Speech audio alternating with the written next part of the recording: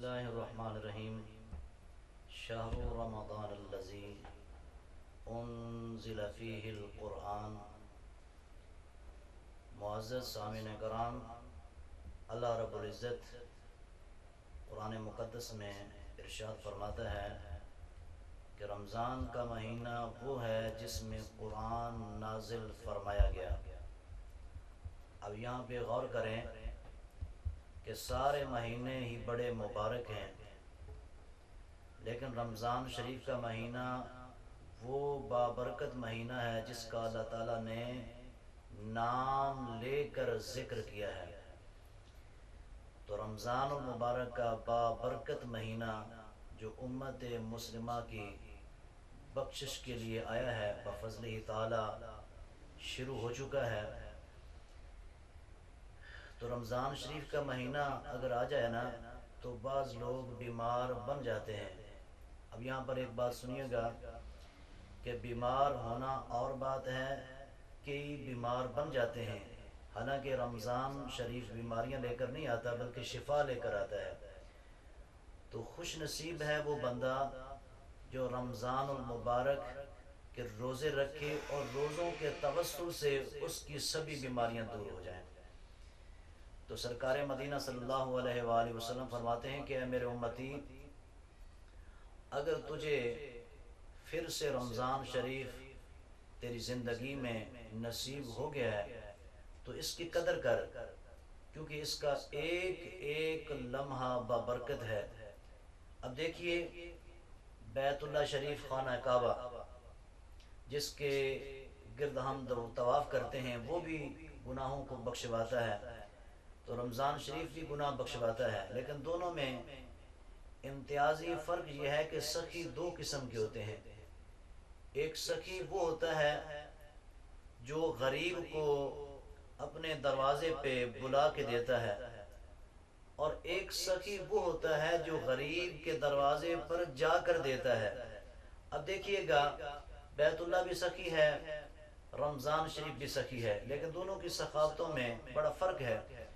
بیت اللہ وہ سخی ہے جو دروازے پہ بلا کر دیتا ہے، دروازے پہ بلا کر گناہ بخشواتا ہے، اور رمضان شریف وہ سخی ہے جو گھر گھر آ کے گناہ بخشواتا ہے۔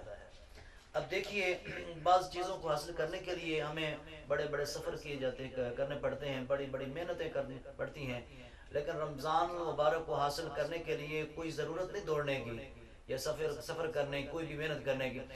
رمضان المبارک خود ہمارے پاس اللہ کی رحمتیں لے کر آ رہا ہے، اور جہاں بھی مسلمان آباد ہے رمضان المبارک وہاں ضرور پہنچے گا۔ بلکہ حدیث پاک کے اندر موجود ہے کہ رمضان شریف اور قرآن مقدس تو وہاں بھی پہنچ جائیں گے جس گھر کا کوئی دروازہ بھی نہیں ہوگا، جس گھر کا کوئی روشن دان نہیں ہوگا، کسی قسم کا کوئی سوراخ نہیں ہوگا، روشنی نہیں ہوگی، حتیٰ کہ ہوا کے جانے کا بھی امکان نہیں ہوگا۔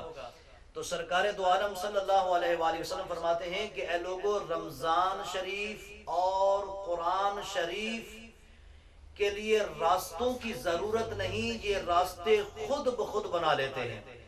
تو رمضان شریف کا ادب کرنے والا، قرآن مقدس کی تلاوت کرنے والا جب فوت ہو جائے نا تو اسے ہم قبر میں دفن کرتے ہیں، تو قبر میں دفن کر کے مٹی اوپر ڈال کر جب ہم واپس ہٹتے نا تو ہم واپس بعد میں ہٹتے ہیں، سرکار فرماتے ہیں کہ رمضان شریف اور قرآن شریف اس کی قبر میں پہلے پہنچ جاتے ہیں، یعنی منکر نکیر سے پہلے پہنچ جاتے ہیں، نور کی تصویریں بن کے، نور کے پیکر بن کے۔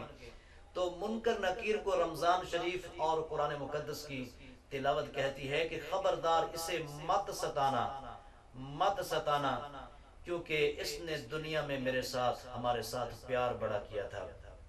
تو احباب ذی وقار، رمضان شریف کا مہینہ بڑا بابرکت مہینہ ہے، بڑا مقدس مہینہ ہے، رحمتوں کا مہینہ ہے، تقوی کا مہینہ ہے، صبر کا مہینہ ہے، بخشش کا مہینہ ہے، ہمدردی کا مہینہ ہے، بھائی چارے کا مہینہ ہے، اور سب سے بڑھ کر یہ ہے کہ قرآن کا مہینہ ہے۔ یعنی مہینہ ایک ہے لیکن شانیں کئی ہیں۔ اب یہاں پر ایک بات یاد رہے کہ رمضان المبارک میں صرف قرآن ہی نازل نہیں ہوا پہلی جتنی کتابیں بھی نازل ہوئی ہیں وہ بھی رمضان المبارک میں ہی نازل ہوئی ہیں۔ تورات، انجیل، زبور، صحائف ابراہیمی، صحائف موسوی، یہ تمام آسمانی کتابیں رمضان شریف میں نازل ہوئی ہیں، لیکن کسی کتاب نے رمضان شریف کا ذکر نہیں کیا۔ اگر ذکر کیا ہے تو صرف اللہ کے قرآن نے کیا ہے۔ مصطفیٰ صلی اللہ علیہ وآلہ وسلم کے سینے پر نازل ہونے والے قرآن نے کیا ہے کہ شہر رمضان الذی انزل فیہ القرآن، کہ رمضان کا مہینہ وہ ہے جس میں قرآن نازل فرمایا گیا۔ اور پھر ایک اور فرق بھی ہے کہ پہلی جو کتابیں نازل ہوئی ہیں وہ رمضان المبارک کے پہلے ہفتے میں نازل ہوئی ہیں، اور قرآن جو آخری کتاب ہے جس کے بعد کوئی کتاب نہیں، وہ رمضان شریف کے آخری حصے میں نازل ہوئی ہے۔ تو احباب ذی وقار، اسلام کی ہر بات میں راز ہی راز ہیں۔ اسلام کے اندر اتنی شانیں ہیں، اتنی حکمتیں ہیں، اتنی رحمتیں اور نعمتیں ہیں۔ اگر ہم قرآن مقدس کی آیتوں کو اور حدیث پاک کے خزانوں کو سمجھنے کی کوشش کریں تو ہمیں کسی دوسری کتاب کو اٹھانے کے لیے وقت ہی نہیں ملتا۔ تو احباب ذی وقار، قرآن پاک کو جو مانتا ہے اسے ادھر ادھر نظر اٹھانے کی ضرورت نہیں۔ قرآن مقدس میں اللہ تعالیٰ نے سب کچھ بیان کر دیا ہے۔ پہلی جتنی کتابیں تھیں ان میں سارے علوم نہیں تھے، وہ کتابیں منسوخ ہوگی، تو قرآن میں سب کچھ ہے۔ تو قرآن مقدس قیامت تک منسوخ نہیں ہوگا، ہر زمانے کی ضرورت قرآن مقدس میں موجود ہے۔ اللہ تعالیٰ کی پاک بارگاہ میں دعا ہے کہ ہم سب کو رمضان المبارک کا ادب و احترام کرنے کی اور زیادہ سے زیادہ قرآن مقدس کی تلاوت کرنے کی توفیق